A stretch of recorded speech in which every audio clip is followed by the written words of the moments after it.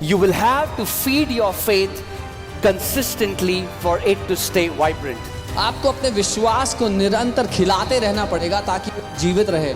You have to consistently feed the word to your faith for it to stay alive and strong. आपको लगातार वचन अपने विश्वास को खिलाते रहना पड़ेगा ताकि वो हष्ट-पुष्ट और बलवंत रहे। And if you become low in your confession, your faith is going to become weak. और अगर आप विश्वास के वचन बोलना कम कर देंगे तो आपका विश्वास कमजोर पड़ने लगेगा। And you cannot walk in victory with a weak faith. और आप जय में नहीं चल सकते कमजोर विश्वास के साथ।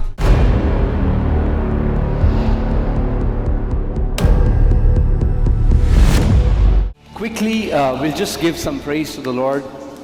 Just close your eyes wherever you are. अपनी आंखें बंद करें जहां कहीं आप हैं।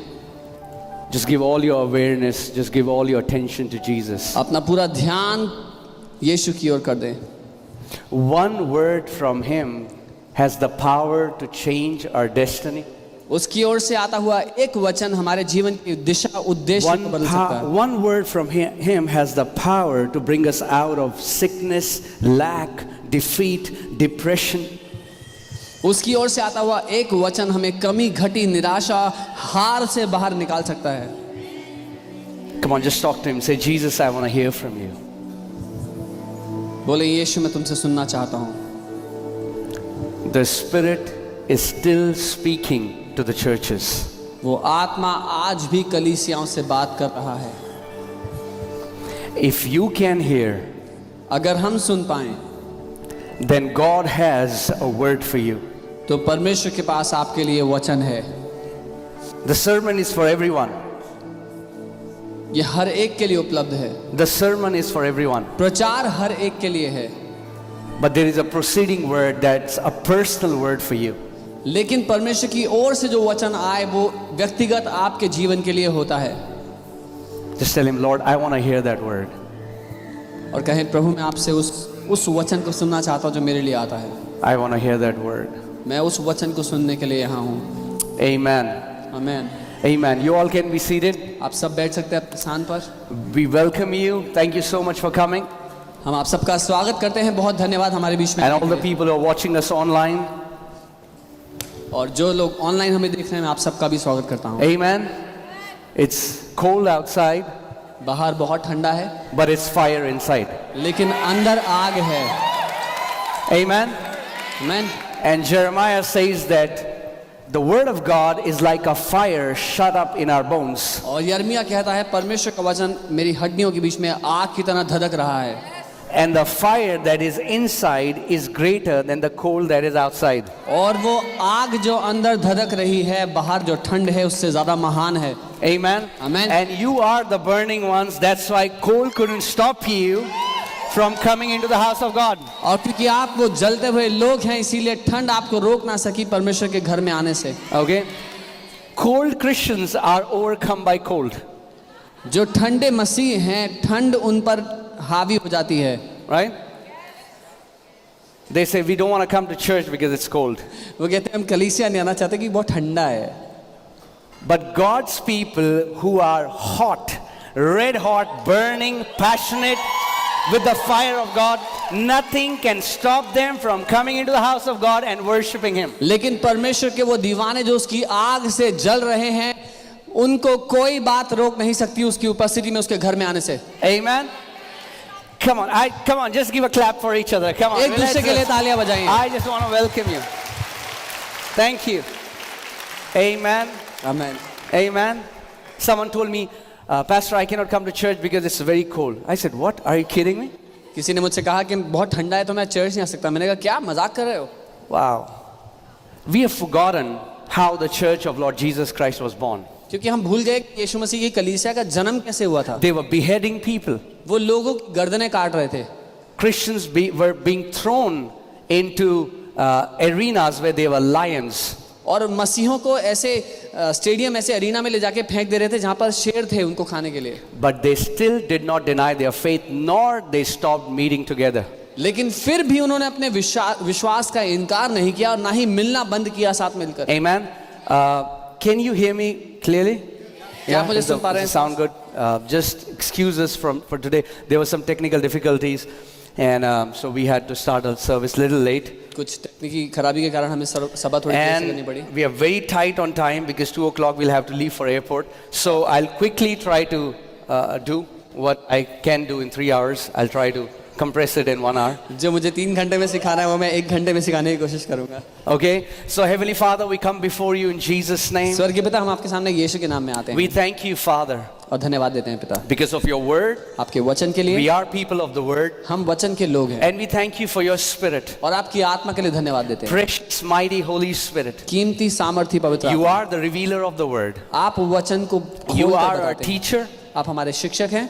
Teach us the word this morning. हमें इस सुबह वचन सिखाएं। We are ready to receive your word. हम आपके वचन को ग्रहण करने के लिए तैयार हैं। We give you all the praise हम सारी स्तुति and glory और महिमा in Jesus' name. आपको देते हैं यीशु के नाम में। Amen. Amen. Amen. Amen. So the message that I want to speak today is don't let your faith become weak. जो संदेश मैं आपको आज देना चाहता हूँ वो है आपके विश्वास को कमजोर ना पड़ने दें। Do you know that your faith can become weak if you don't do anything with it? क्या आप जानते हैं आपका विश्वास कमजोर पड़ सकता है अगर आप उसके साथ कुछ ना करें तो? Right? Just because you received a measure from God does not mean that your faith is going to stay stable. सिर्फ इसलिए कि परमेश्वर से एक माप आपको मिला है विश्वास का, इसका ये अर्थ नहीं कि वो विश्वास उतना ही रहेगा। You will have to feed your faith consistently for it to stay vibrant. आपको अपने विश्वास को निरंतर खिलाते रहना पड़ेगा ताकि वो जीवित रहे। So many Christians feed themselves 3 hot meals every day, बहुत से मसीह अपने आप को 3 गरम मील खिलाते हैं, but 1 cold snack a week. लेकिन हफ्ते में एक बार अपने विश्वास को खाना खिलाते हैं ठंडा, And then they feel, why is our faith weak? और फिर कहते हैं कि हमारा विश्वास कमजोर क्यों है। Faith has to be fed. विश्वास को भूख लगती है, उसको खिलाना जरूरी है। Like your bodies have to be fed. जैसे आपके शरीर को खिलाना What जरूरी है। will happen if you will not feed your bodies? क्या होगा अगर अपने शरीर को आप खाना देना बंद कर दो? Your bodies will become weak. शरीर कमजोर हो In जाएगा। the same way, ठीक वैसे ही if you don't feed your faith, अगर विश्वास को खाना नहीं खिलाओगे your faith is going to become weak. तो आपका विश्वास कमजोर होगा। There is a faith food. विश्वास का एक भोजन है। Do you know what the faith food is? जानते हैं क्या है वो? The word of God is the food of faith. परमेश्वर का वचन विश्वास का भोजन है। Amen. You have to consistently feed the word to your faith for it to stay alive and strong. आपको लगातार वचन अपने विश्वास को खिलाते रहना पड़ेगा ताकि वो हष्ट पुष्ट और बलवंत रहे। The Bible says that faith comes by hearing, Bible कहती है विश्वास सुनने से आता है, right? And the Bible also tells us that faith becomes effective by acknowledgement, by speaking. और बाइबल ये बताती है कि विश्वास कैसे कार्यशील होता है या प्रभावशाली होता है, वो है जब हम जान ले कि हमारे अंदर क्या है। So there has to be a continuous inflow and there has to be a continuous outflow. तो निरंतर हमारे अंदर कुछ बहता रहे जिसके द्वारा हमारे द्वारा कुछ बहता रहे बाहर। Amen. You have to consistently hear the word and you have to consistently speak the word for faith to remain active in your life. आपको निरंतर वचन को सुनते रहना है ताकि आपको विश्वास मिलता रहे और बराबर बोलते रहना है ताकि वो विश्वास काम करता Let रहे। me say it this way. मैं ऐसे कहूँगा, If you become low on your hearing, you're going to become low on your speaking. अगर आप सुनना कम कर देंगे विश्वास के वचन को तो आप बोलना कम कर देंगे विश्वास के वचन को। And if you become low in your confession, your faith is going to become weak. और अगर आप विश्वास के वचन बोलना कम कर देंगे तो आपका विश्वास कमजोर पड़ने लगेगा। And you cannot walk in victory with a weak faith. और आप जय में नहीं चल सकते कमजोर विश्वास के साथ। You will quickly panic if there is any adverse situation in your life. आप जल्दी से परेशान होंगे अगर कोई विपरीत विपस्थिति आए। You will worry like people in the world worry. आप वैसे ही चिंता करेंगे जैसे लोग करते हैं। You'll get anxious like the people in the world get आप anxious. वैसे ही परेशान होंगे जैसे लोग परेशान होते हैं दुनिया के। What happened? क्या हुआ? You're not feeding your faith. अपने विश्वास को आपने खाना नहीं खिलाया। Amen. That's why the Bible says faith comes by. इसीलिए वचन कहता है विश्वास सुनने से आता है। Faith comes by कैसे सुनने से? hearing. It's a continuous process. As long as you are hearing, as long as you are under the word, faith remains strong. मतलब विश्वास आता है सुनते रहने से। जब तक आप सुनते रहेंगे वचन के अधीन रहेंगे आपका विश्वास बलवंत रहेगा। Because You are always hearing something or the other. क्योंकि आप हमेशा कुछ ना कुछ तो सुन ही रहे होते If you're हो। not hearing the word, अगर वचन नहीं सुन रहे then you're hearing the world. तो दुनिया को सुन रहे हो। Let me say it again. दोबारा कहो। If you're not hearing the word, अगर वचन नहीं सुन रहे you are hearing the world. तो दुनिया को सुन रहे हो, And if you're hearing the world, और अगर दुनिया को सुन रहे हो then you're gonna the fruit of that would be fear. The fruit of that would be anxiety. The fruit of that would be depression. तो दुनिया को सुनते रहने का जो फल आपके जीवन में होगा वो परेशानी, डर, भय होगा। Amen. We have. I'll give you some keys to remain strong in faith. And it happens with me. It will happen with everyone. If I feel that I feel that I am feeling weak in faith, I feel that my faith levels are dropping. और ये मेरे साथ होता है और सबके साथ होता है, इसीलिए मैं आपको कुछ कुंजियां देने वाला हूं।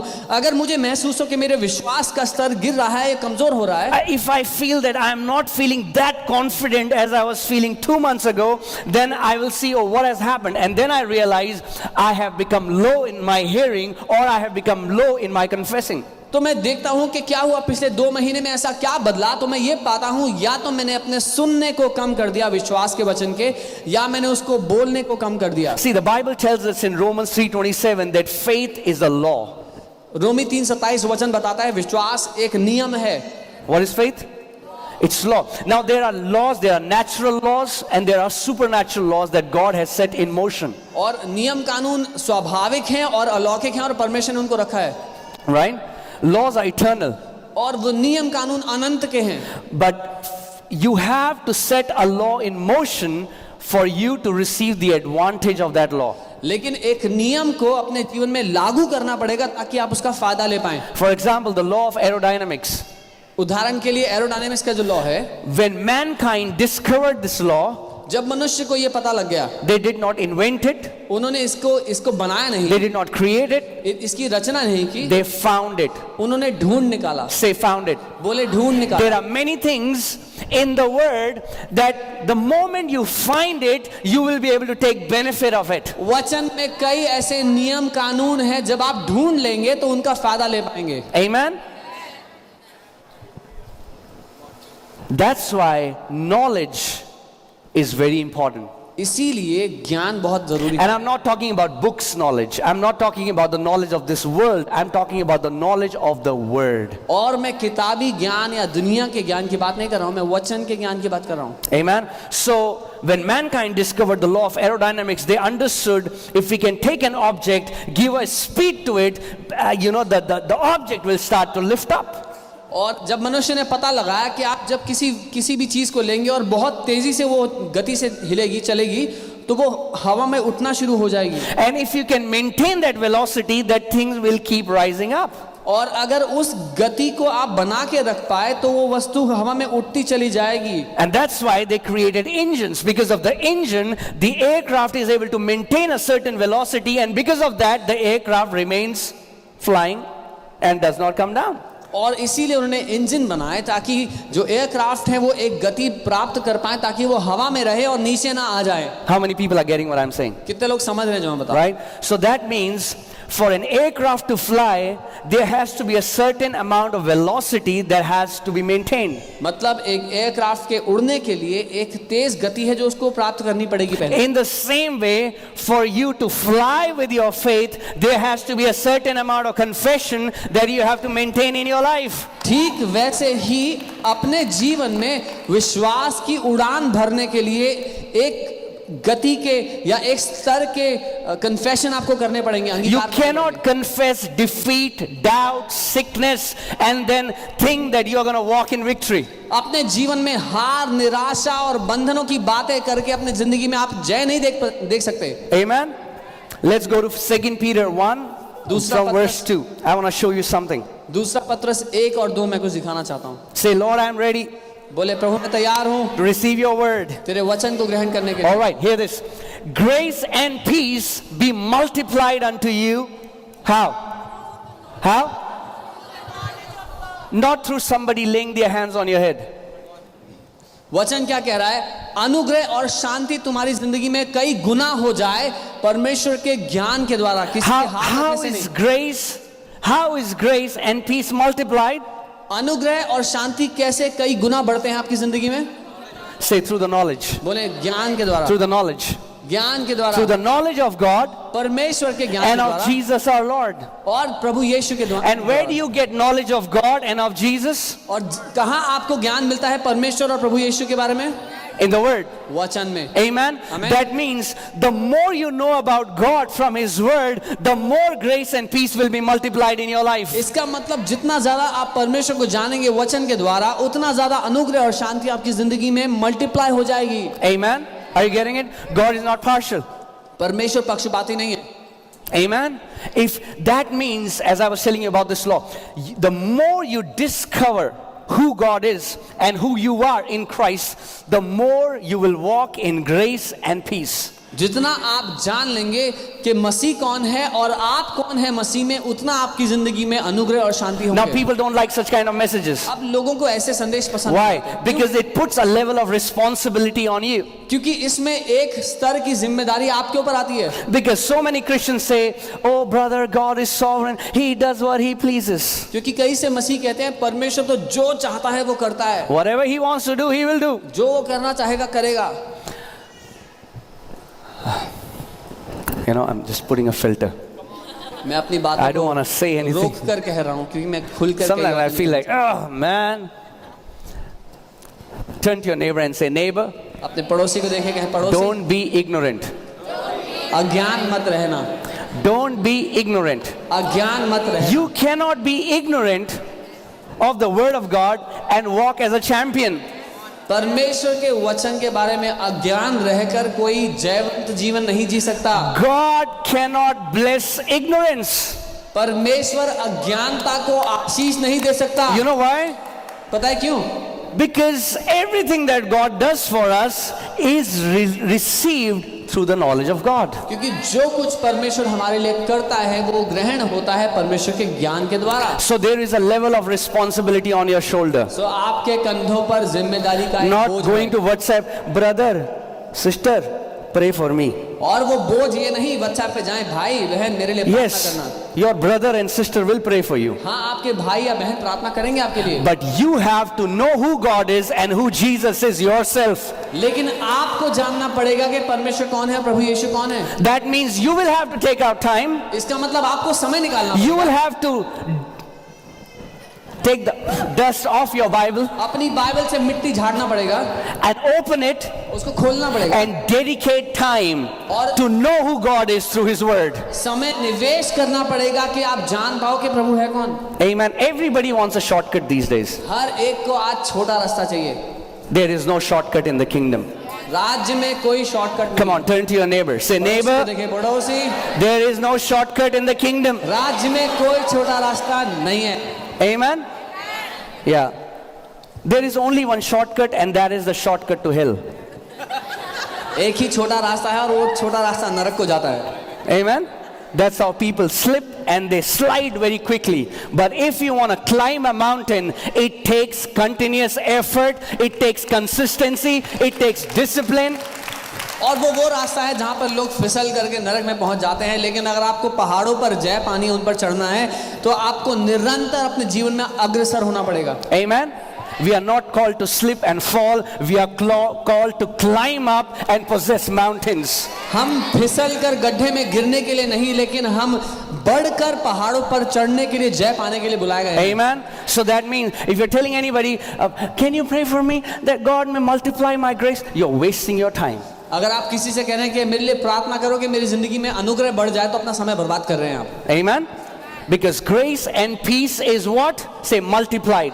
क्योंकि अनुग्रह और शांति क्या होते हैं? मल्टीप्लाई हो जाते हैं। Man, when grace and peace multiplies in your life, you will not know what depression means. जब अनुग्रह और शांति आपकी जिंदगी में मल्टीप्लाई हो जाएंगे, आपको पता ही नहीं होगा डिप्रेशन क्या होता है। Because you know what grace multiplied is? आपको पता है अनुग्रह जब मल्टीप्लाई हो जाए तो वो क्या होता है? Multiplied grace is called favor. जब अनुग्रह मल्टीप्लाई हो जाए तो Amen. उसको तरफदारी कहते हैं। Now, grace, saving grace is for every believer. उद्धार के बचाने के लिए अनुग्रह वो हर एक के लिए है। Right? But few have possessed multiplied grace. लेकिन कुछ लोग हैं जिन्होंने अपनी जिंदगी में बढ़ोतरी की बेदारी या तरफदारी पाई है। Multiplied grace is favor, and when you walk in favor, man, you will be distinguished from others. और जब आप तरफदारी में जिएंगे तो आप दूसरों से अलग आपकी जिंदगी पता लगेगी। And this is the year of multiplied favor in the name of Jesus. और ये साल है जब हमारी जिंदगी में तरफदारी कई गुना महानता से बढ़ेगी। But you have a part to play. लेकिन उसमें आपका योगदान है। Amen. Amen. You have a part to play. Say, I have a part to play. बोले मेरा हिस्सा है इसमें। Nobody can do your part. कोई आपका हिस्सा नहीं कर सकता। Your husband cannot do your part. आपके पति आपका हिस्सा Your नहीं कर wife cannot do your सकते। part. आपकी पत्नी आपका हिस्सा Your नहीं कर kids सकते। cannot do your part. आपके बच्चे आपका हिस्सा Your नहीं कर सकते। pastors and leaders cannot do your part. आपके पास्टर अगुवा नहीं कर Now सकते। hear this. And even God will not do your part. यहाँ तक कि परमेश्वर भी नहीं करेगा आपका हिस्सा। Amen. आमीन। God has done his part. परमेश्वर अपना हिस्सा कर He has released his grace. उसने अपना अनुग्रह दे दिया। Now he's waiting for you. अब वो आपके ऊपर वेट कर रहा है। You are not the waiting party. आप इंतजार नहीं कर रहे। Many people say, when will God heal me? कई लोग कहते हैं परमेश्वर कब मुझे चंगा When will करेगा? God do this for me? परमेश्वर कब मेरे लिए ये God करेगा? is not, you are not the waiting party. आप इंतजार करने वाले नहीं हैं। God is the waiting party. परमेश्वर है जो इंतजार कर रहा है। Because God did it 2000 years ago. Whatever your question is, when will God do it? Let me answer it. 2000 years ago he did it. जो कोई भी आपकी जिंदगी में अगर सवाल है कि परमेश्वर कब करेगा, मैं उत्तर बता रहा हूं, परमेश्वर ने 2000 साल पहले कर दिया। Okay? Let's continue. Let's read it. All right. As his divine power has given us. What? Has given us. और लिखा है जैसे उसकी ईश्वरीय सामर्थ्य ने हमें सब कुछ दे दिया है। Focus on the tense. किस काल में लिखी गई ये बात? Not that he will give us. ये नहीं लिखा कि दे देगा, Has given us. दे दिया है। Religion has a habit of putting things into future that God has put in the past.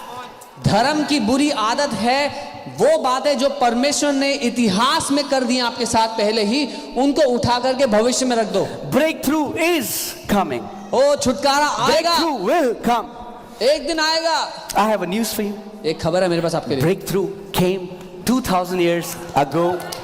छुटकारा 2000 साल पहले ही आ गया था। Amen. Your answer is not in the future. आपका उत्तर भविष्य में नहीं है, Your answer is in the past. आपका उत्तर इतिहास में है। God has. See, the Bible says, "Let God be true and every man a liar." Do we believe that? Can God lie? No. Bible कहती है परमेश्वर सच्चा और हर एक मनुष्य झूठा ठहरे। क्या परमेश्वर झूठ बोल सकता है? Now tell me, if God says He has given us how many things? अगर परमेश्वर कहता है कि उसने हमें सब चीजें दे दी हैं, How many things? कितनी चीजें? And I've taught you, right, that all in Greek and in Hebrew means all.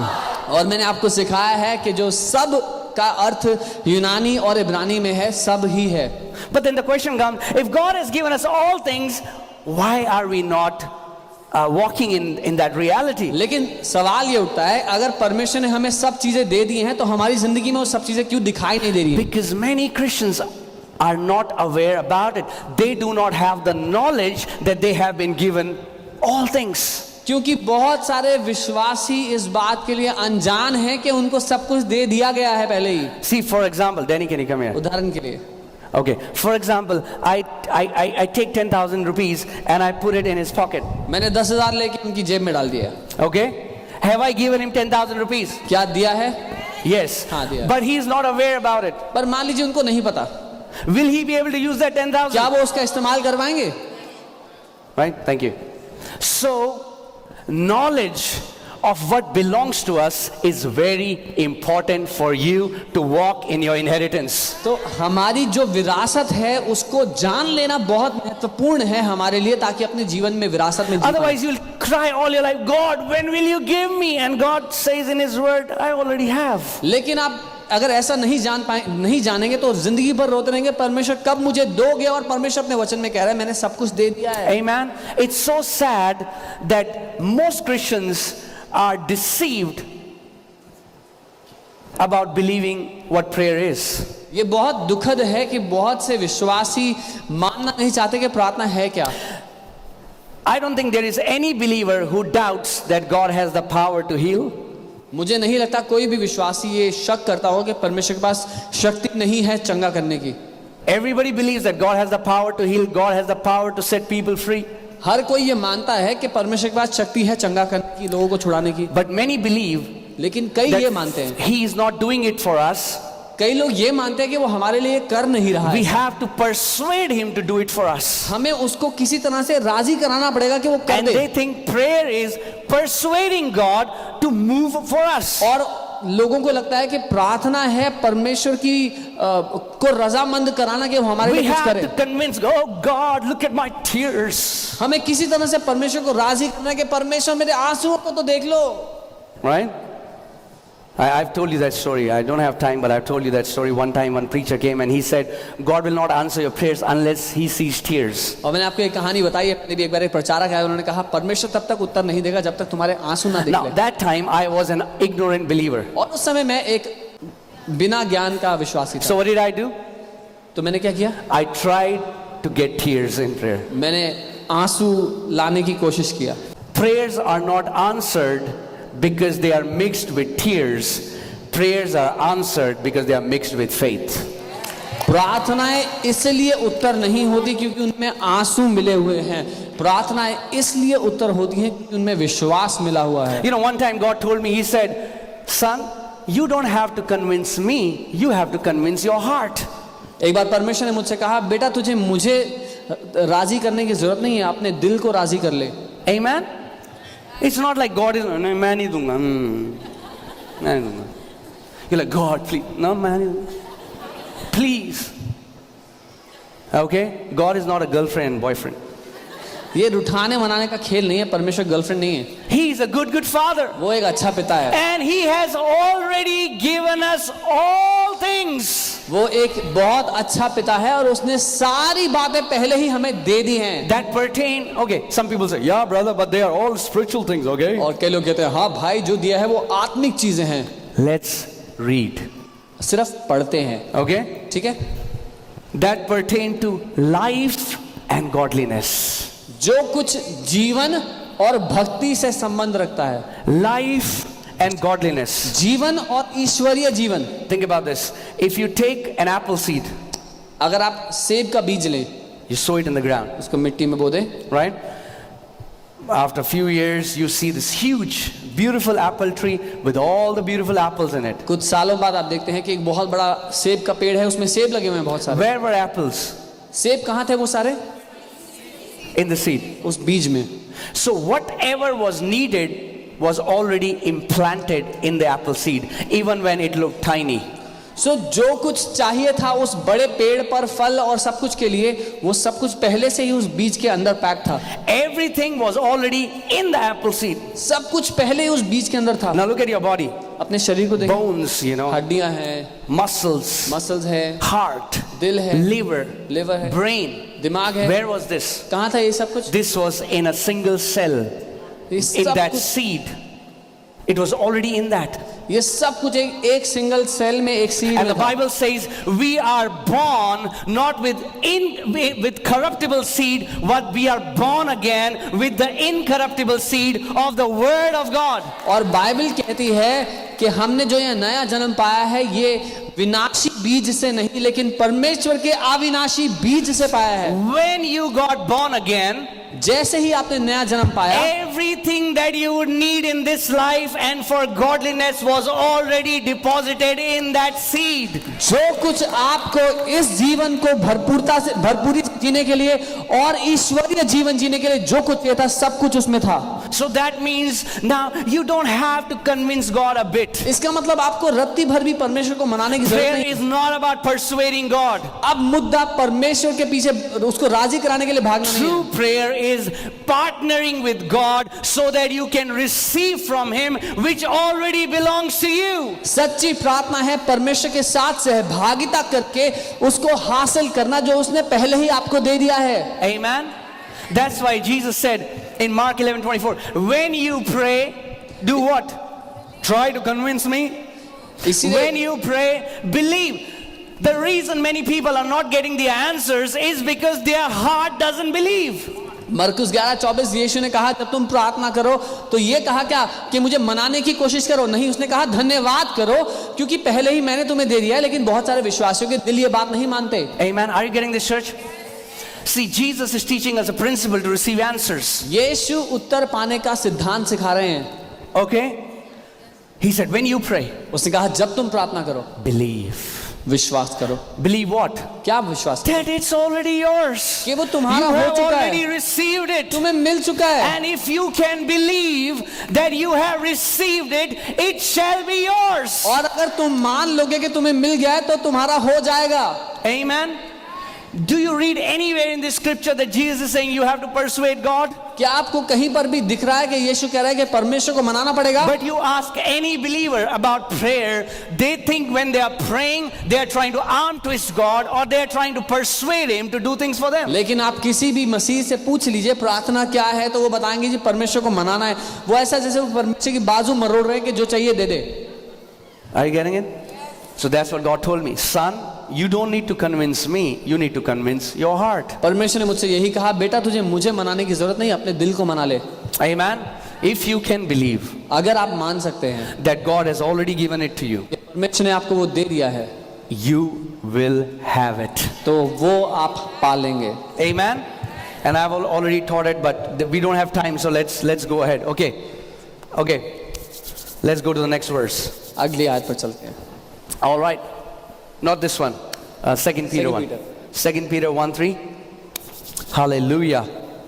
Are we learning something? Okay. कुछ सीख रहे हैं? All right. As His divine power, again, Apostle Peter is again stressing, as His divine power, और प्रेरित पत्रस दोबारा कह रहे हैं जैसे उसकी ईश्वरीय सामर्थ्य ने has given to us, हमें right? सब कुछ दे दिया है। Now hear this. How? कैसे? But how will you walk? Through, how will they work? Through the knowledge of Him who called us by glory and virtue. पर ये कैसे मिलेगा, कैसे हमारी जिंदगी में दिखाई देगा? उसके ज्ञान के द्वारा, उसकी ज्ञान की पहचान के द्वारा जिसने अपनी महिमा और सद्गुण के अनुसार हमें बुलाया। Okay, that means it's very important that you know what belongs to you. इसका मतलब ये बहुत महत्वपूर्ण है कि आप जान लें कि आपका हिस्सा क्या है। So let me say it this way. True Christianity is not trying to get more from God. सच्ची मसीहत परमेश्वर से और पा लेना नहीं है। True Christianity is discovering what is already yours in Christ Jesus. लेकिन सच्ची मसीहत ये जान लेना है कि आपको पहले ही क्या मिल चुका है मसीह यीशु में। Amen. आमीन। You don't have to beg God one day in your life now. अपनी जिंदगी के एक और दिन परमेश्वर से आपको भीख मांगने की जरूरत नहीं है। But you can just thank Him and say, Father, I thank you. All that I need has already been provided for me. लेकिन आप उसका धन्यवाद दे सकते हैं, पिता जो कुछ मुझे कभी भी आवश्यकता थी वो आपने पहले ही मुझे दे दिया है। Amen. And I receive it. और मैं उसको ग्रहण करता हूँ। Right? All right. Revision. All right? Okay. Some people say, how long will you teach faith? कई लोग कहते हैं कब तक विश्वास सिखाएंगे आप? Until you get it. जब तक आप विश्वास में जीना ना शुरू कर दें। If your children go to a school, अगर आपके बच्चे एक स्कूल जाएं, do you want the teachers to just teach them a new lesson every day, or do you want teachers to make sure that the kids learn what the teacher is teaching? क्या आप ये चाहेंगे कि आपके बच्चे के जो teacher हैं वो आपके बच्चे को हर रोज कुछ नया सिखाते रहें, चाहे वो सीखे ना सीखे, या फिर ये कि आपके टीचर जो सिखा रहे हैं वो आपका बच्चा सीखे? A teacher's responsibility is to make sure that kids are learning what they are teaching. एक टीचर की जिम्मेदारी ये है कि जो वो सिखा रहा है वो बच्चे सीखें। Amen. आमीन। And here God has appointed me as a teacher of His word, so I have to make sure that you are getting what I'm teaching. So I'll keep on doing the revision unless you get it. और यहाँ पर परमेश्वर ने मुझे एक teacher रखा है और मेरी जिम्मेदारी है कि मैं आपको तब तक सिखाऊं जब तक आपकी जिंदगी में आप उसमें चलने ना लग जाएं। Amen. Revision. How is grace and peace multiplied? कैसे अनुग्रह और शांति आपकी जिंदगी में कई गुना बढ़ेगी? Through the knowledge of God. परमेश्वर के ज्ञान How do से। you get that knowledge? Through the word. कैसे मिलता है ज्ञान? वचन से। Not through a vision, not through a dream. दर्शन या स्वप्न के द्वारा नहीं। Let me hear it. Let me say that again. ध्यान से सुनना। Some of the weird Christians that I've met are the ones who claim they see a new vision every day, and they are the most weird Christians that I've met.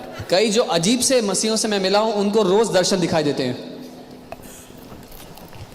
Amen. Not denying visions, they are powerful. But what I'm saying is, if you meet somebody who sees vision every time they pray, a big red signal. मैं ये नहीं कह रहा कि दर्शन स्वप्न वो बहुत शक्तिशाली है, लेकिन अगर कोई ऐसा है जिसको हर समय दर्शन दिखता है तो वो बहुत दिक्कत की बात है. God's word is the prime way he speaks to his kids. परमेश्वर का वचन प्राथमिक तरीका है परमेश्वर का बात करने का अपने बच्चों से. Amen. God's word उसका is the वचन prime way. उसका प्राथमिक तरीका है. Not visions, दर्शन नहीं, not dreams, स्वप्न नहीं, not audible voices, सुनाई देने वाली आवाजें नहीं, but his word. लेकिन उसका वचन. Amen. Amen. And then you will get these experiences. If I can say it this way, I'm sorry, I'm going to, I just have to make, compressing. All right. So, when you eat a cake, और तब सारे अनुभव आपके हो सकते हैं. जब आप एक केक खाते हैं, right? There is the base of the cake, cake में एक बेस होता है and there is topping. और फिर उस पर टॉपिंग होती है. Cake tastes good because there is a nice base and then there is a nice topping. Cake अच्छा इसीलिए चखने में होता है क्योंकि उसका बेस अच्छा है, उसकी टॉपिंग Put अच्छी some है. cherry on the top, there's some whipped cream, कुछ चेरी है, कुछ क्रीम है. right? है ना? In the same way, ठीक वैसे the word of God is the base. परमेश्वर का वचन जो है वो नींव है, बेस है. And a vision and dream can be like a topping on the top.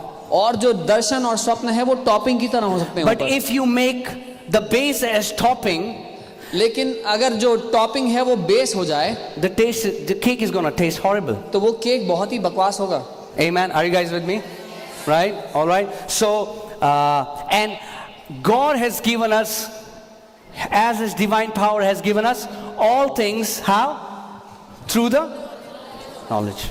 तो परमेश्वर ने सारी बातें जो हमें दी हैं अपनी ईश्वरीय सामर्थ्य के अनुसार वो कैसे मिलती हैं? उसके ज्ञान के द्वारा. Praise God. You're good students. अच्छे शिष्य. Amen. You know, one time I was praying and the Lord said, He said, do you know why Jesus was the best teacher? एक दिन मैं प्रार्थना करता हूँ, परमेश्वर ने कहा पता है क्यों यीशु सबसे अच्छा टीचर रहा है? I said, no, Lord. मैंने कहा क्यों प्रभु? He said, because he was the best student. उसने कहा क्योंकि वो सबसे अच्छा शिष्य रहा है. The problem is, so many Christians wants to teach the word, but they never want to submit and learn. That's the problem. दिक्कत है कि बहुत से मसीह वचन सिखाना तो चाहते हैं, लेकिन पहले खुद सीखना नहीं चाहते. Only the best students become the best teachers. केवल सबसे अच्छे शिष्य ही सबसे अच्छे शिक्षक बनते हैं. Amen. All right, you are good students. आप अच्छे शिष्य हैं. Let's go to Isaiah 5:13. The Bible says, God is saying, my people have gone into captivity because they have no knowledge. यशायाह 5:13 वचन में परमेश्वर कह रहा है कि मेरे लोग बंधनों में इसलिए पड़ गए क्योंकि उनको ज्ञान नहीं था. Okay. What kind of knowledge? किस तरह का ज्ञान? The knowledge of His word. उसके वचन का. Because His word reveals His will. क्योंकि उसका वचन उसकी इच्छा, उसकी मर्जी So हमें many बताता times है. people will come, they say, Pastor, कई बार लोग आते कहते pastor ji I want to know what the will of God is. मैं परमेश्वर की इच्छा जानना चाहता हूँ. ये रही.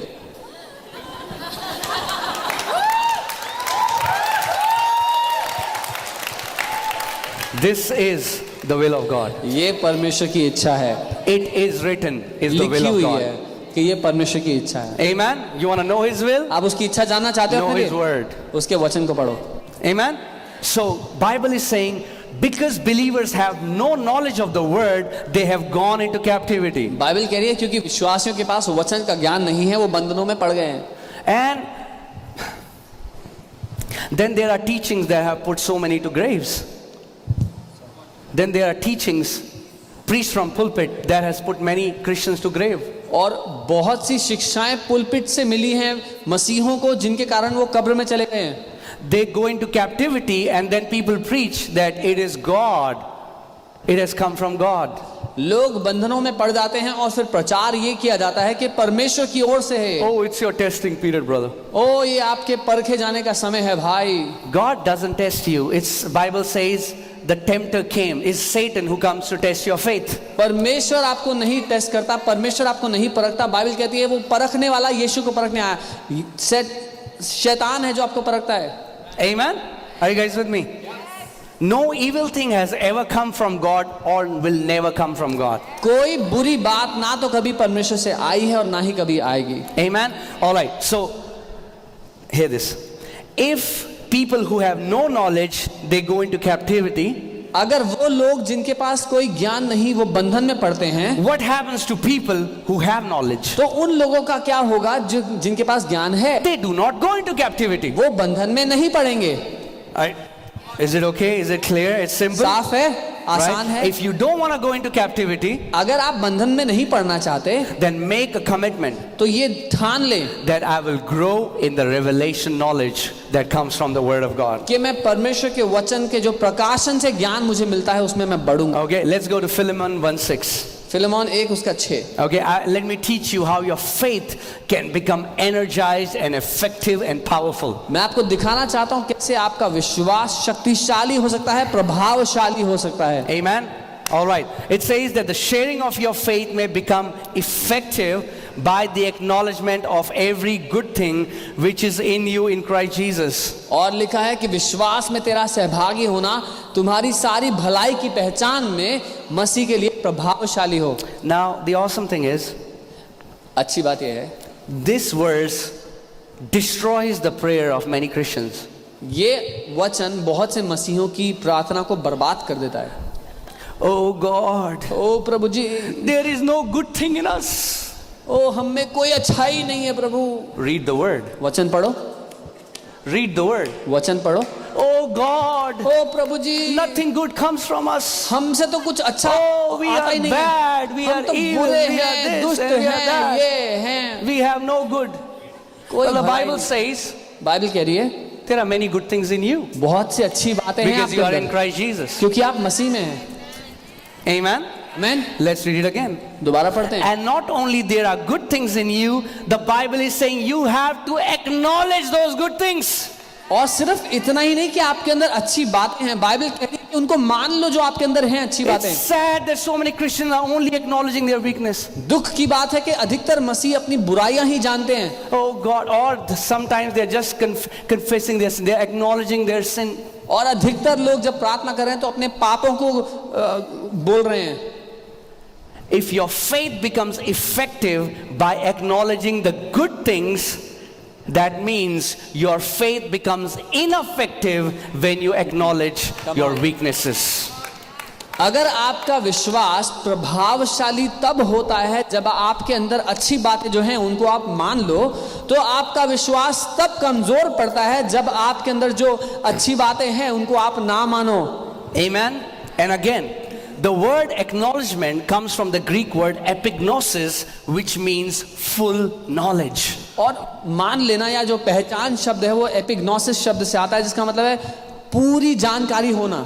Come on, turn to your neighbor and say, neighbor, अपने पड़ोसी को देखिए, बोले पड़ोसी, there are many good things in me in Christ Jesus. मेरे अंदर बहुत सी अच्छी बातें हैं मसीह में आने के बाद। Wow, isn't that a revelation? क्या ये प्रकाशन नहीं है? Isn't that a revelation?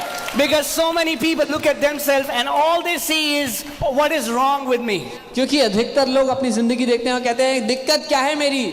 Amen.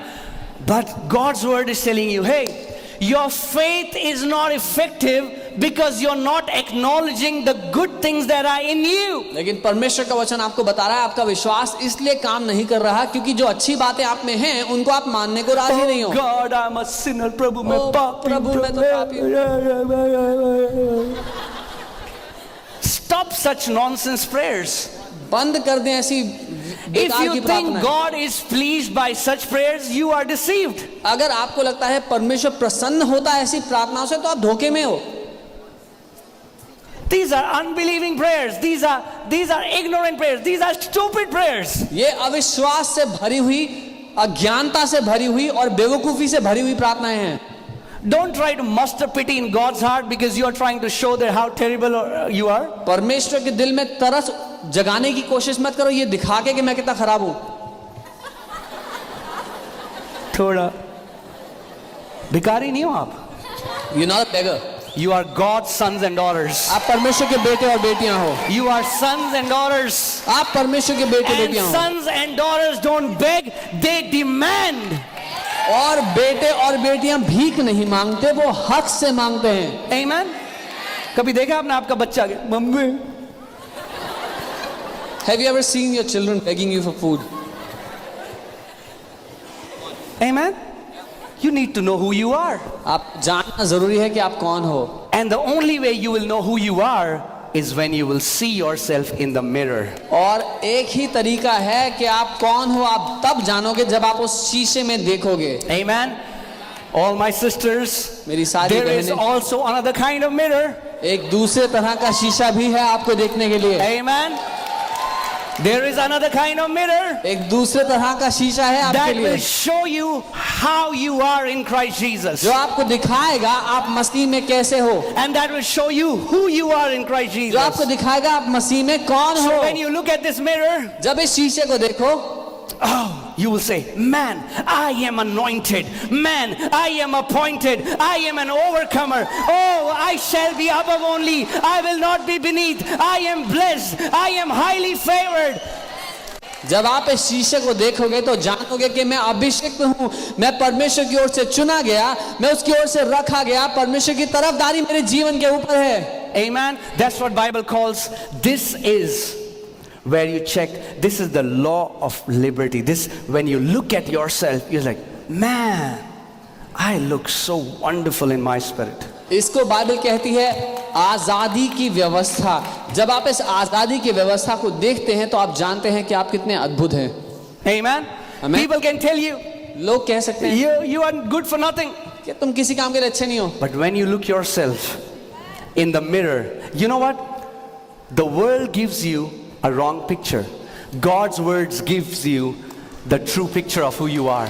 जब आप परमेश्वर की इस तस्वीर को देखेंगे तो आप जानेंगे कि आप कौन हैं। दुनिया आपको एक खराब तस्वीर देगी आपकी, लेकिन परमेश्वर आपको एक अच्छी तस्वीर देगा आपकी। Amen. God's word will show you how God sees you. परमेश्वर का वचन आपको दिखाएगा कि वो आपको कैसा देखता है। Amen. All right, let's see this again. Let the sharing of your faith may become effective by the acknowledgement of every good thing. How many things? You need to acknowledge every good thing which is in you in Christ Jesus. तो तुम्हारा विश्वास में सहभागी होना तब प्रभावशाली होगा जब तुम हर एक अच्छी बात को पहचान लोगे जो तुम्हारे अंदर है मसीह यीशु में आने के When was the बाद। last time you prayed, Father, I thank you that I am your son? कब था पिछली दफा जब आपने ऐसे प्रार्थना की, पिता मैं धन्यवाद देता हूं कि मैं आपका बेटा हूं। When was the last time you said, Father, I thank you because I am a co-heir with Christ Jesus? कब था पिछली बार आपने प्रार्थना में जब ये कहा, पिता मैं धन्यवाद देता हूं कि मैं मसीह के साथ संगी वारिस हूं। Jesus, Yeshu you are my Lord. आप मेरे प्रभु हो। Sickness and disease have no power over me. बीमारी और रोग का मुझ पर कोई बस नहीं चलेगा। I am forgiven मैं माफ किया जा चुका and हूं free from sin and guilt. और आजाद हूं पाप I और am दोष blessed से। and highly favored. मैं आशीषित हूं और बड़ी तरफदारी मेरे ऊपर है। Amen. Now that's how New Covenant Church is supposed to pray like. अब ये तरीका है जिसके द्वारा नई कलीसिया को प्रार्थना करनी चाहिए। Amen. Come on, we have to change the way we pray. हमें बदलना पड़ेगा कि हम प्रार्थना कैसे कर रहे हैं। Stop begging. भीख मांगना बंद करो। Stop begging. भीख मांगना बंद करो। God doesn't like when you beg. परमेश्वर को बिल्कुल पसंद नहीं जब आप भीख मांगते हैं। Would you like if your kids come to you and beg? आपको पसंद आएगा आपके बच्चे आपसे भीख मांगे आके? Imagine you have guests. You're like, कल्पना करें घर पे मेहमान आए हुए हैं। हमारी बेटी बहुत अच्छा गाना गाती है, हमारी बेटी गाना गा के सुनाएगी हमको। Our daughter sings very well, she'll sing. बेटा इधर आओ। मम्मी खाना नहीं है, मम्मी भूख लग रही है। The guest will think you are terrible mom and dad. आपके मेहमान सोचेंगे कितने बुरे माँ बाप हैं आप। The kids have to beg for food. बच्चों को भीख मांगनी पड़ती है खाने के लिए। Jesus said, if men being evil know how to be good to their children, how much more will Heavenly Father be good to us? यीशु ने कहा जब मनुष्य बुरे होते हुए भी जानते हैं कि कैसे अपने बच्चों के साथ भलाई करनी है, तो कितना ज्यादा हमारा स्वर्गीय पिता हमारे साथ भलाई करेगा, क्योंकि वो अच्छा है। Amen. And why are so many Christians begging? क्यों कई मसीह लोग भीख मांग रहे हैं? Because they have no knowledge. क्योंकि उनको कोई ज्ञान नहीं है। Because they think it's God who is not giving them what they want. क्योंकि वो समझते हैं परमेश्वर है जो रोक के रखा हुआ जो वो मांग रहे हैं। So remember this. I pray Holy Spirit will put it in your heart, so that every time you pray, God, when will you do it? You will hear my voice 2,000 years ago, 2,000 years ago, 2,000 years ago. तो मेरी ध्यान से सुनिएगा ये बात कि अगली बार जब आप प्रार्थना करोगे परमेश्वर कब मेरे को ये दोगे, कब मेरे साथ ऐसा करोगे, तो आपको मेरी आवाज आए कि 2000 साल पहले दे दिया है, 2000 साल पहले हो गया है। Amen? So stop trying to convince God. इसलिए परमेश्वर को राजी करना बंद कर दो, Try to convince your heart. अपने दिल को राजी कर लो। And how will your heart be convinced? और आपका दिल कैसे राजी होगा? When you fill it with the word of God. जब उसको परमेश्वर के वचन से भर दोगे। Amen? Amen. When your heart is filled with the word, जब आपका दिल वचन से भर जाएगा, it will be easy for you to believe. तो आसान होगा विश्वास करना। Amen?